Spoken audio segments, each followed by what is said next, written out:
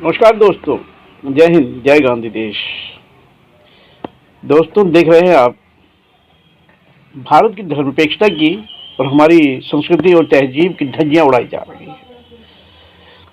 जो नफरत मुसलमानों से शुरू हुई थी वो अब ईसाइयों तक पहुंच गई है, दलितों तक पहुंच गई है।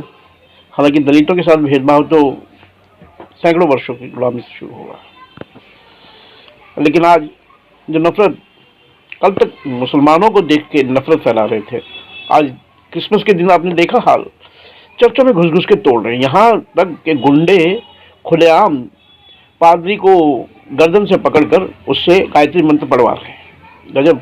उससे पूछ रहे हैं, एक गुंडा जो खुद पूरा हिंदू भी नहीं है, जो बाद में पता चला कि बांग्लादेश का है और वो मुसलमान था, सनीउर रहमान, और वो चर्चों में घुस के बड़ा लंबा टीका लगा के वो कह रहा मैंने हिंदू धर्म कबूल कर लिया। तो चर्च को माँ मरियम के बारे में पूछता है, हजरत मरियम के बारे में।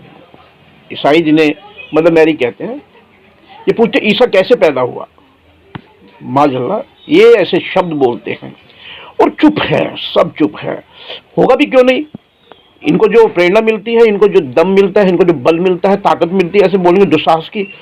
जब मुख्यमंत्री उत्तर प्रदेश का विधानसभा में खड़ा होकर कठमुल्ला बोलता है, विधानसभा में खड़ा होकर ये कहता है कि फातिहा पढ़ने लायक भी तुम्हें नहीं छोड़ेंगे, और ये कहता है कि बर्तन माजोगे तो खुश होऊंगा मैं, तो ऐसे मुख्यमंत्री ऐसी भाषाओं में बात करते हैं। और उसके बाद इतने मंत्री, इतने संतरी इनके जो अभद्र कहते हैं। अभी देखिए ना, अब ये वहां से शुरू होकर हिंदुओं तक भी आ गए हैं। उन्नाव में रेप पीड़िता के साथ बलात्कारी कुलदीप सेंगर को, जो भाजपा का विधायक था, उसको जमानत दे दी गई।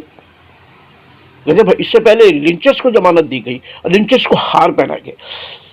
क्या अच्छा होता कि जब बिल्किस बानो के कातिलों को हार पहनाया गया था, उस वक्त उनको प्रताड़ित किया जाता, भारतीय जनता पार्टी उन लोगों को सबक सिखाती। लेकिन नहीं, भाजपा का विधायक तो गोधरा को यह कह रहा था कि वो संस्कारी ब्राह्मण थे बलात्कारी। गजब। ये उसी का परिणाम है, हाथरस उसी का परिणाम है, उन्नाव उसी का परिणाम, अंकिता भंडारी का केस है। अभी ये पता नहीं फाइलें कहां तक खुलेगी।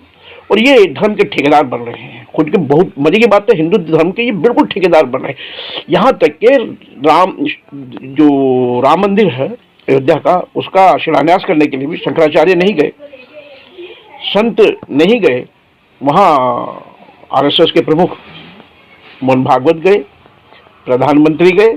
गजब। तो यही है हिंदुस्तान में। मैंने बहुत पहले एक बार कहा था कि एक वक्त ऐसा आएगा कि हिंदू भी वही होगा जिसे आरएसएस सर्टिफिकेट देगा। आज वो परिणाम सामने है। हिंदू वही होगा जिसे आरएसएस और ये गुंडे कहेंगे वो हिंदू होगा। अदरवाइज इस देश में रहने वाला 80% देश हिंदू जब तक कि इनसे सर्टिफिकेट ना ले ले, हिंदू भी नहीं होगा। मुसलमानों, सिखों और ईसाइयों की तो खैर बात का, ये तो ये कह रहे हैं। अब जैसे रोज ऐसे वीडियो सोशल मीडिया पे डाल रहे हैं कि मारो, काटो, कत्ल कर दो, सबक सिखा दो।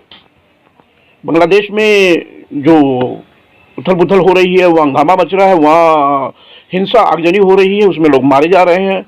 तो वहाँ 2 हिंदू मारे गए। बिल्कुल निंदा होनी चाहिए, हम बिल्कुल निंदा करते हैं। सरकार का काम है ये सवाल उठाए, लेकिन सरकार को अपने यहाँ जो हो रहा है उसके ऊपर भी लगाम लगानी चाहिए। लेकिन लगाम लगाएंगे कैसे जब योगी आदित्यनाथ जैसा व्यक्ति विधानसभा में बोलता है, जैसा, और हेमंत बिस्व शर्मा जैसा ये कहता है मुसलमान मुझे पसंद ही नहीं है, मुसलमानों के विरुद्ध आग उगलता है। अब इसमें इनकी गलती भी नहीं है। ये हेमंत बिस्व शर्मा जैसा व्यक्ति और वो शुभेंदु अधिकारी कौन है, ये सब कांग्रेस के जो समय में इनको दूध पिलाया गया था, ये आज बढ़ चढ़ के कांग्रेस के नेता के रूप में आगे आए थे। ये जरूर है अवसरवादी हैं, भारतीय जनता पार्टी में चले गए, लेकिन इनको आश्रय देने वाला, इनको सम्मान देने वाला, इनको ऊपर ले जाने वाला भी कांग्रेस था। कांग्रेस बच नहीं सकती।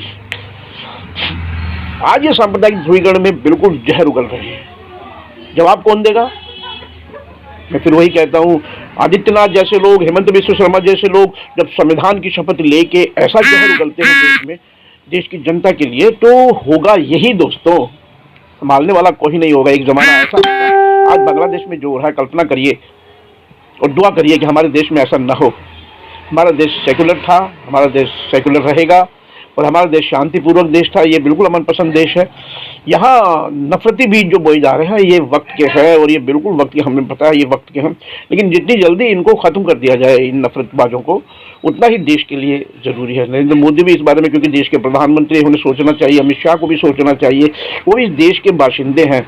आज सत्ता है, कल सत्ता नहीं रहेगी तो क्या होगा। लोकतंत्र में 5 वर्ष की सरकार होती है, क्योंकि किराएदार होता है सत्तारूढ़ दल। 5 वर्ष बाद लीज खत्म होगी तो बात तो विपक्ष में जाओगे, फिर क्या होगा सोच लो।